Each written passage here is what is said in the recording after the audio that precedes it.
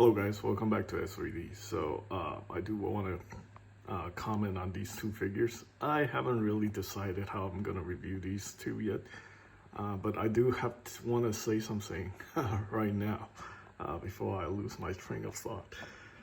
The sculpt work on this werewolf figure from Alter Beast. This is actually really impressive. The articulation on it, it's a little weird, you know. I'm quite surprised how many points of articulation this guy has. Surprised to see butterfly joints on it too. That's kind of surprising. And having double jointed elbows on a $10 figure. You know, this is something that even Bandai America doesn't do. If you look at the Dragon Ball Evolve figures. I think this line is a good comparison to those because they're very similar and very similarly priced. It's just different properties. And I think that's how I'm going to review this series actually going forward. I might actually compare these with the Bandai anime figures or the Dragon Ball Evolve figures. However, I do need someone to lend those to me in order to do the comparison.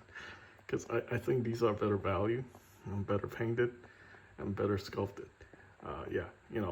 Originally I was trying to compare these guys to the 6-inch figure. It doesn't make any sense.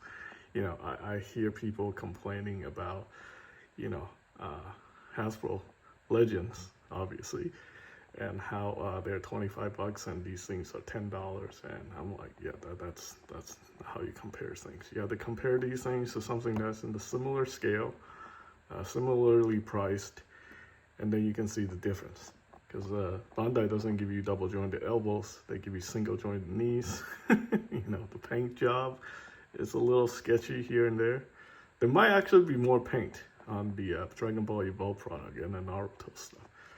But, Jakks, they actually give you a lot more articulation.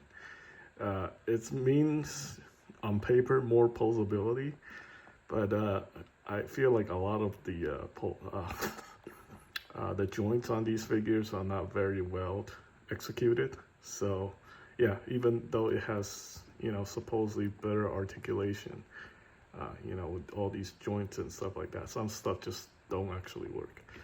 So anyway, the sculpting on this guy is phenomenal. The paint is okay. You get some weird paint chipping issues. I don't know if those are stress marks or those are like the paint actually chipping. I just put him in a few poses and stuff like this happened. So that's definitely might be a QC issue, something like that. The feet actually pops off very easily. The right feet, so it's kind of weird. This guy, unfortunately, is not going to get very high scores. His chest is very, very small. It's like flat-chested, basically. I don't know if he has like a chest that goes a little bit more sticking out. I know it's a male figure. That's not usually what people expect to hear, but I think this guy can use like bigger pecs. Yeah, because in the video game, when he's like walking, he often, as a side scroller, beat him up, right? You do get to see like his chest is usually all the way out here. So that's a little weird. Even look at these He-Man figures, right? Look at how far the chest sticks out on these figures. And look at this guy. The chest is like, I guess if you look at this line, it's like perpendicular to his nose, right? While the Masterverse figure, they're known to make like muscle, very muscle bound characters. It's actually very close, but it still sticks out a little bit more. These guys don't have humongous pecs either, but let's see. I guess even if you account for the strap, it should stick out a little bit past the tip of his nose.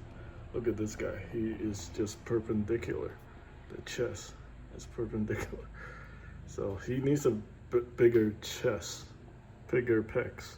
But everything else, I think is acceptable. That face sculpt right there. That is